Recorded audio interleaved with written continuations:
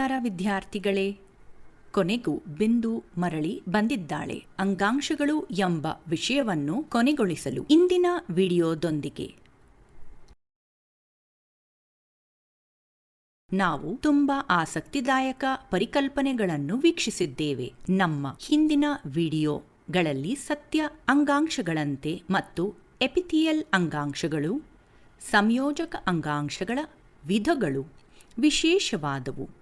ವಿವಿಧ ಅಂಗಾಂಶಗಳನ್ನು ಸಂಪರ್ಕಿಸಲು ಮತ್ತು ಅಂಗಗಳು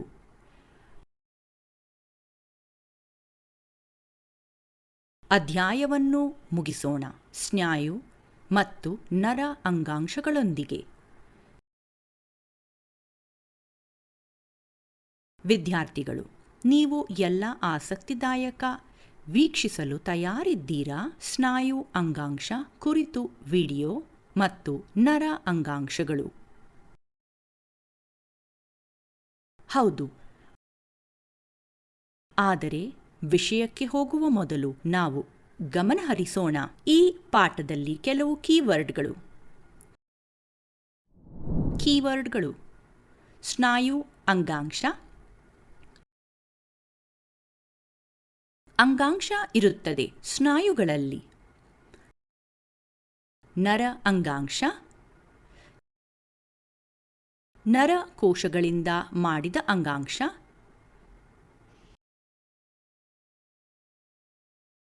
ಸಂಕೋಚನ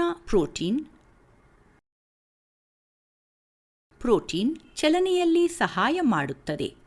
ಡಯಾಫ್ರಾಮ್ ದೊಡ್ಡ ಗುಮ್ಮಟ ಆಕಾರದ ಸ್ನಾಯು ಶ್ವಾಸಕೋಶದ ಕೆಳಗೆ ಇದೆ. ಜಗಳಗಳು. ಈ ಸ್ನಾಯುಗಳ ಮೇಲೆ ಪಟ್ಟೆಗಳು. ಬಹು ನ್ಯೂಕ್ಲಿಯೇಟ್ ಅನೇಕ ನ್ಯೂಕ್ಲಿಯಸ್ಗಳು.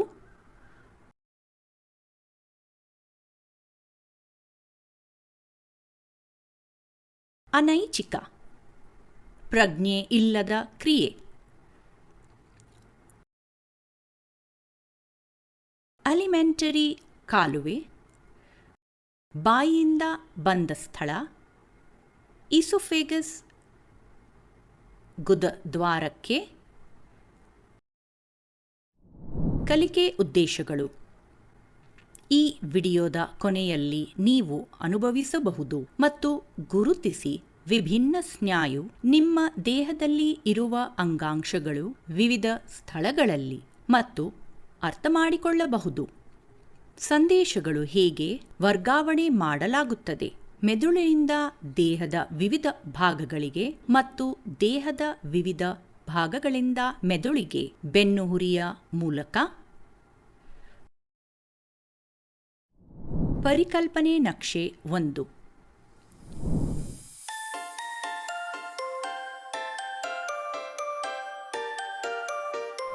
ಪರಿಕಲ್ಪನೆ ನಕ್ಷೆ 2.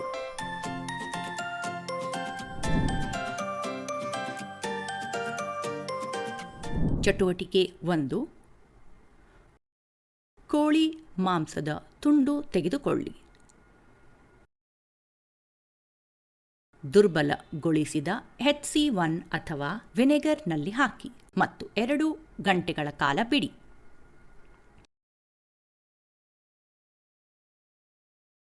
ಮರುದಿನ ಬೆಳಿಗ್ಗೆ ಸ್ನಾಯುವಿನ ತುಂಡನ್ನು ಸಂಗ್ರಹಿಸಿ ಫಾಸ್ಫರಸ್ನೊಂದಿಗೆ ಸ್ಲೈಡ್ನಲ್ಲಿ. ಮತ್ತೊಂದು ಸ್ಲೈಡ್ನೊಂದಿಗೆ ನಿಧಾನವಾಗಿ ಒತ್ತಿರಿ. ಕೆಲವು ಹನಿ ನೀರು ಹಾಕಿ ಮತ್ತು ಅದರ ಮೇಲೆ ಕವರ್ ಸ್ಲಿಪ್ ಅನ್ನು ಇರಿಸಿ. ಸೂಕ್ಷ್ಮ ದರ್ಶಕದ ಅಡಿಯಲ್ಲಿ ಗಮನಿಸಿ ಸ್ನಾಯು ಅಂಗಾಂಶಗಳು. ನೀವು ಆಳವಾಗಿ ಗಾಯಗೊಂಡರೆ ಅಥವಾ ಹಗುರವಾದ ಕೆಲವು ಚರ್ಮವು ಅದರಲ್ಲಿ ಕಂಡುಬರುತ್ತದೆ. ಅದರ ನೆರಳಿನ ನಂತರ ಇರಿಸಿ. ಏಕೆ? ಕಾರಣವೆಂದರೆ ಚರ್ಮ ಜೀವಕೋಶಗಳು ಪುನರುತ್ಪಾದಿಸುವ ಗುಣವನ್ನು ಹೊಂದಿವೆ. ಸ್ನಾಯು ಕೋಶದ ಬಗ್ಗೆ ಯೋಚಿಸಿ. ಅವರು ಹಾಗೆ ಪುನರ್ಜನ್ಮ ಪಡೆಯುತ್ತಾರೆಯೇ? ಎಪಿಥೀಲಿಯಲ್ ಜೀವಕೋಶಗಳು 1. ಸ್ನಾಯುಗಳು ಜವಾಬ್ದಾರಿಯಾಗಿರುತ್ತಾರೆ ಕೈ ಮತ್ತು ಕಾಲುಗಳ ಚಲನೆಗೆ ಮತ್ತು ಹಲವಾರು ಆಂತರಿಕ ಅಂಗಗಳ ಉದಾಹರಣೆಗೆ ಕರುಳು ಮತ್ತು ಹೃದಯ.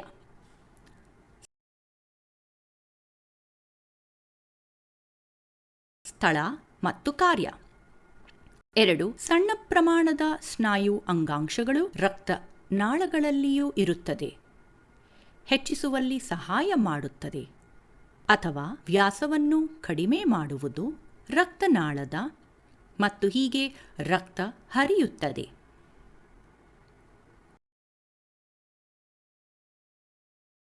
3. ಹೃದಯವನ್ನು ತಯಾರಿಸಲಾಗುತ್ತದೆ ಕೇವಲ ಒಂದು ರೀತಿಯ ಸ್ನಾಯು ಕೋಶಗಳು ಮತ್ತು ಅವರು ರಕ್ತವನ್ನು ಪಂಪ್ ಮಾಡಲು ಸಹಾಯ ಮಾಡುತ್ತಾರೆ ಸಂಯೋಜನಾ ಎಂಬ ಪ್ರತಿಕೃತಿಯಿಂದ ಮತ್ತು ವಿಶ್ರಾಂತಿ.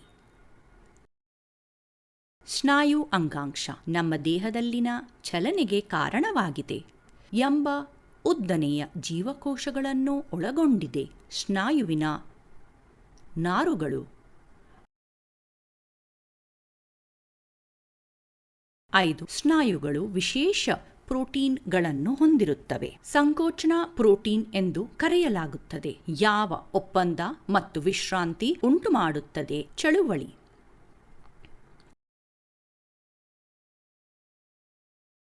ಅವುಗಳ ರಚನೆಯ ಆಧಾರದ ಮೇಲೆ ಸ್ಥಳ ಮತ್ತು ಕಾರ್ಯ. ಸ್ನಾಯುಗಳು 3 ವಿಧಗಳಾಗಿವೆ. ಅವರು ಸ್ಟ್ರೈಟೆಡ್ ಸ್ನಾಯು,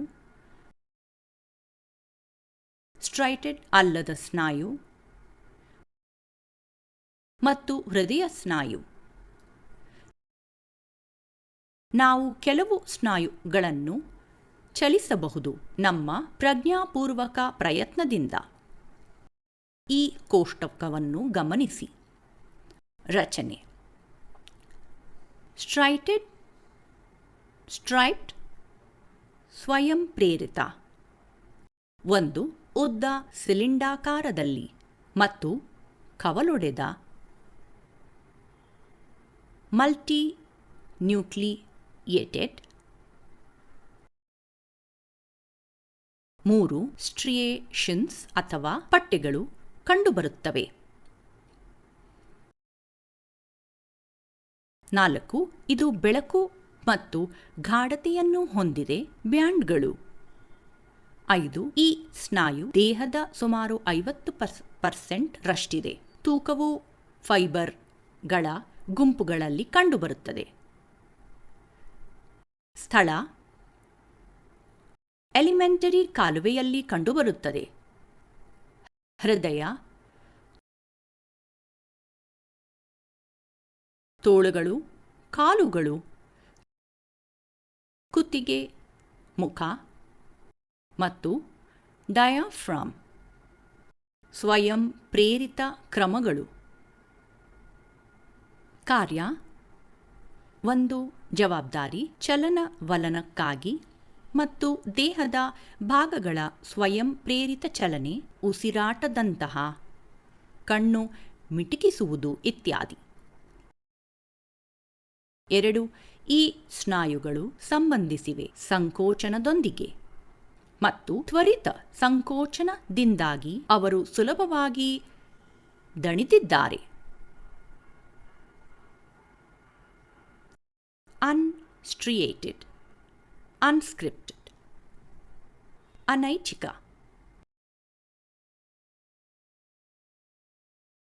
ಒಂದು ಸಣ್ಣ ಸ್ಪಿಂಡಲ್ ಆಕಾರ, ಮೊನಚಾದ ತುದಿಗಳೊಂದಿಗೆ ಮತ್ತು ತೆಳ್ಳಗಿನ. 2 ಅಣುರಹಿತ.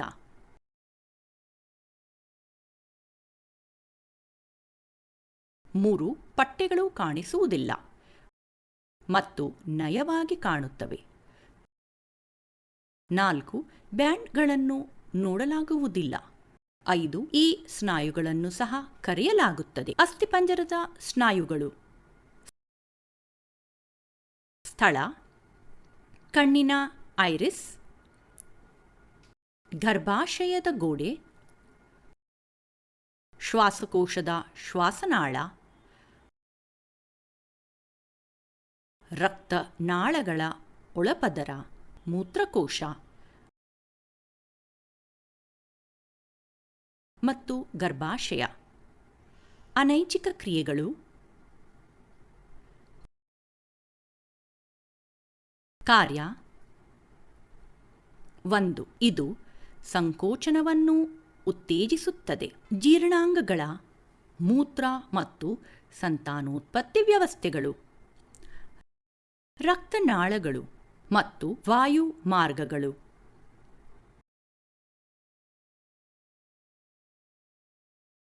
2. ಸ್ನಾಯುಗಳನ್ನು ನಿಯಂತ್ರಿಸಲಾಗುತ್ತದೆ ಸ್ವಾಯತ್ತ ನರಮಂಡಲದ ಮೂಲಕ. ಕಾರ್ಡಿಯಾಕ್ ಅನೈಚ್ಛಿಕ.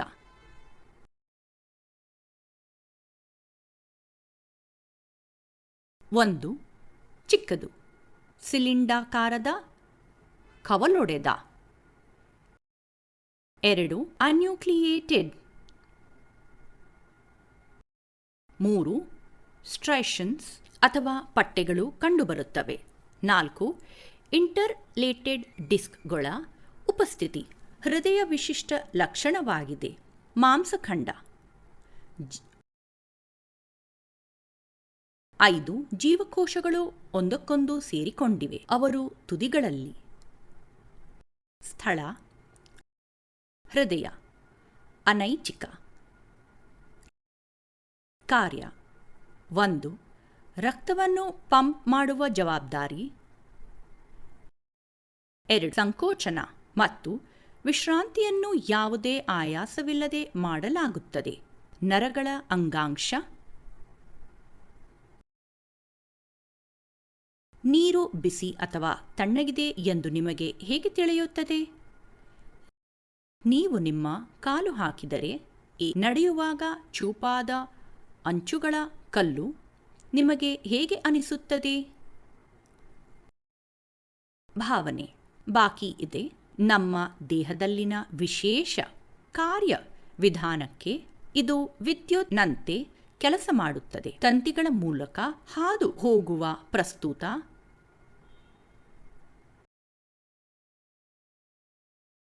ಮೆದುಳು, ಬೆನ್ನು ಹುರಿ ಮತ್ತು ನರಗಳು ಈ ಕಾರ್ಯವಿಧಾನದಲ್ಲಿ ಸಕ್ರಿಯ ಪಾತ್ರವನ್ನು ವಹಿಸುತ್ತದೆ. ನರ ಅಂಗಾಂಶಕ್ಕೆ ಬರುವುದು. ಗಮನವಿಟ್ಟು ಕೇಳಿ, ಇದು ಬಹಳ ಮುಖ್ಯವಾದಂತೆ.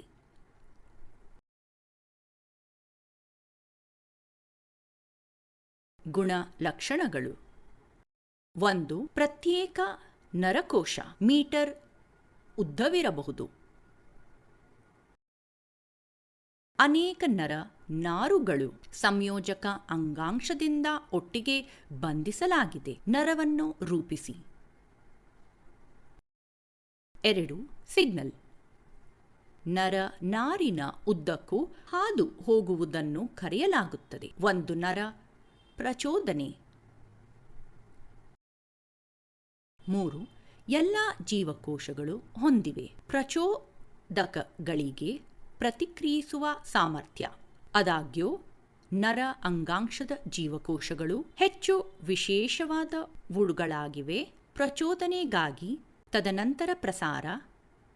ಪ್ರಚೋದನೆ ಒಂದು ಸ್ಥಳದಿಂದ ಇನ್ನೊಂದು ಸ್ಥಳಕ್ಕೆ ಅತ್ಯಂತ ವೇಗವಾಗಿ ದೇಹದೊಳಗೆ. 4. ಮೆದುಳು, ಬೆನ್ನುಹುರಿ ಮತ್ತು ನರಗಳು ಎಲ್ಲ ನರ ಅಂಗಾಂಶಗಳಿಂದ ಕೂಡಿದೆ. 5. ಈ ಅಂಗಾಂಶದ ಜೀವಕೋಶಗಳನ್ನು ಕರೆಯಲಾಗುತ್ತದೆ ನರಕೋಶಗಳು ಅಥವಾ ನರಕೋಶಗಳು. ಸ್ಥಳ ನರ ಅಂಗಾಂಶವು ಮೆದುಳಿನಲ್ಲಿ ಕಂಡುಬರುತ್ತದೆ. ಬೆನ್ನುಹುರಿ ಮತ್ತು ನರಗಳು. ರಚನೆ. 1. ನರಕೋಶವು ಜೀವಕೋಶದ ದೇಹವನ್ನು ಹೊಂದಿರುತ್ತದೆ, ನ್ಯೂಕ್ಲಿಯಸ್ ಮತ್ತು ಸೈಟೋಪ್ಲಾಸಂನೊಂದಿಗೆ. ಅದರಿಂದ ಉದ್ದ, ತೆಳ್ಳಗಿನ ಕೂದಲಿನಂತೆ ಭಾಗಗಳು ಉದ್ಭವಿಸುತ್ತವೆ.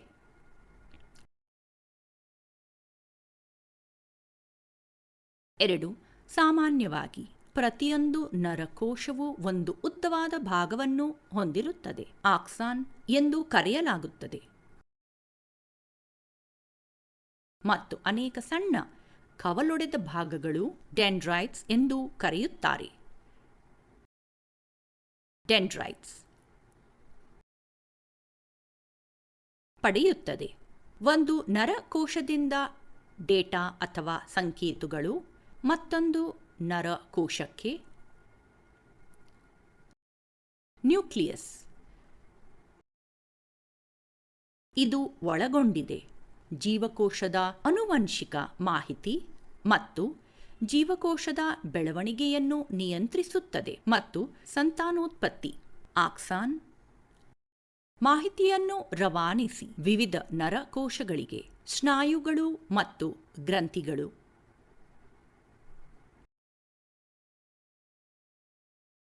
ಮೇಲಿನ್ ಪೊರೆ ರಕ್ಷಣಾತ್ಮಕತೆಯನ್ನು ಒದಗಿಸುತ್ತದೆ. ನರಕೋಶಗಳಿಗೆ ನಿರೋಧನ. ಟರ್ಮಿನಲ್ ಅಂತ್ಯ ಬಿಡುಗಡೆ ಮಾಡಲು ನರ ಪ್ರೇಕ್ಷಕ ವಿದ್ಯುತ್ ಸಂಕೇತದಿಂದ ಪ್ರಚೋದಿಸಿದಾಗ ಆಕ್ಸಾನ್ ಮೂಲಕ ಸಾಗಿಸಲಾಗುತ್ತದೆ. ಜೀವಕೋಶದ ದೇಹ ಅಥವಾ ಸೈಟೋನ್ ಪಾತ್ರ ಮಾಡುವುದು. ಜೀವಕೋಶದ ಎಲ್ಲ ಕಾರ್ಯಗಳನ್ನು ನಿಯಂತ್ರಿಸುತ್ತದೆ. ಶ್ವಾನ್ ಕೋಶ ಅವರನ್ನು ಜೀವಂತವಾಗಿರಿಸುವುದು ಮತ್ತು ಕೆಲವೊಮ್ಮೆ ಅವುಗಳನ್ನು ಮೈಲಿನ್ ಪೊರೆಯಿಂದ ಮುಚ್ಚಿ ನಲ್ಲಿ ಮುಖ್ಯ ಪಾತ್ರ. ಅಭಿವೃದ್ಧಿ, ನಿರ್ವಹಣೆ ಕಾರ್ಯ ಮತ್ತು ಬಾಹ್ಯ ನರಗಳ ಪುನರುತ್ಪಾದನೆ ಕಾರ್ಯ. 1. ಇದು ಸಮನ್ವಯಕ್ಕೆ ಕಾರಣವಾಗಿದೆ ಮತ್ತು ದೇಹದ ಅನೇಕ ಚಟುವಟಿಕೆಗಳನ್ನು ನಿಯಂತ್ರಿಸುತ್ತದೆ. 2. ಇದು ಸ್ನಾಯುಗಳನ್ನು ಉತ್ತೇಜಿಸುತ್ತದೆ. ಸಂಕೋಚನ. 3. ರಚಿಸುತ್ತದೆ. ಪರಿಸರದ ಅರಿವು. 4. ಭಾವನೆಗಳಲ್ಲಿ ಪ್ರಮುಖ ಪಾತ್ರ ವಹಿಸುತ್ತದೆ. ಸ್ಮರಣೆ ಮತ್ತು ತಾರ್ಕಿಕತೆ. 5. ನರಗಳ ಈ ಸಂಯೋಜನೆ ಮತ್ತು ಪ್ರಾಣಿಗಳಲ್ಲಿ ಸ್ನಾಯು ಪ್ರತಿಕ್ರಿಯೆಯಾಗಿ ವೇಗವಾಗಿ ಚಲಿಸಲು ಬಳಸಲಾಗುತ್ತದೆ. ಪ್ರಚೋದಕಗಳಿಗೆ ನೆನಪಿಸಿಕೊಳ್ಳಿ.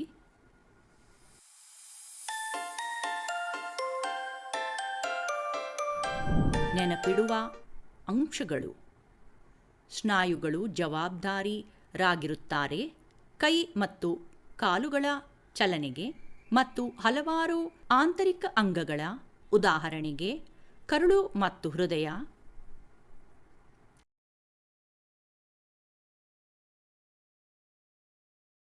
2. ಅವುಗಳ ರಚನೆಯ ಆಧಾರದ ಮೇಲೆ ಸ್ಥಳ ಮತ್ತು ಕಾರ್ಯ. ಸ್ನಾಯುಗಳು 3 ವಿಧಗಳಾಗಿವೆ. ಅವು ಸ್ಟ್ರೈಟೆಡ್ ಸ್ನಾಯುಗಳು, ಸ್ಟ್ರೈಟೆಡ್ ಅಲ್ಲದ ಸ್ನಾಯು ಮತ್ತು ಹೃದಯ ಸ್ನಾಯು. ಸ್ನಾಯುಗಳು ಚಲಿಸುತ್ತವೆ ಎಂಬ ಪ್ರೋಟೀನ್ ಸಹಾಯದಿಂದ. ಸಂಕೋಚನ ಪ್ರೋಟೀನ್. 4. ನಡೆಯುವ ಕ್ರಿಯೆಗಳು ಪ್ರಜ್ಞೆ ಅಥವಾ ಇಚ್ಛೆ ಇಲ್ಲದೆ. ಒಬ್ಬ ವ್ಯಕ್ತಿಯ ಅನೈಚ್ಛಿಕ ಕ್ರಿಯೆಗಳು ಎಂದು ಕರೆಯಲಾಗುತ್ತದೆ. ಜೀರ್ಣಕ್ರಿಯೆ, ಹೃದಯ ಬಡಿತ, ಸೀನುವಿಕೆ ಇತ್ಯಾದಿ. ಮತ್ತು ಕ್ರಮಗಳು ಅದು ಪ್ರಜ್ಞೆಯಿಂದ ನಡೆಯುತ್ತದೆ. ನಡೆಯುವ ಹಾಗೆ, ತಿನ್ನುವುದು, ಜಿಗಿತ ಮತ್ತು ಓಡುತ್ತಿದ್ದ ಸ್ವಯಂ ಪ್ರೇರಿತ ಕ್ರಮಗಳಾಗಿವೆ. 5. ನ್ಯೂರಾನ್ ಕಾರಣವಾಗಿದೆ, ಸಮನ್ವಯಕ್ಕಾಗಿ ಮತ್ತು ದೇಹದ ಅನೇಕ ಚಟುವಟಿಕೆಗಳನ್ನು ನಿಯಂತ್ರಿಸುತ್ತದೆ. 6. ನೆನಪಿಸಿಕೊಳ್ಳಿ.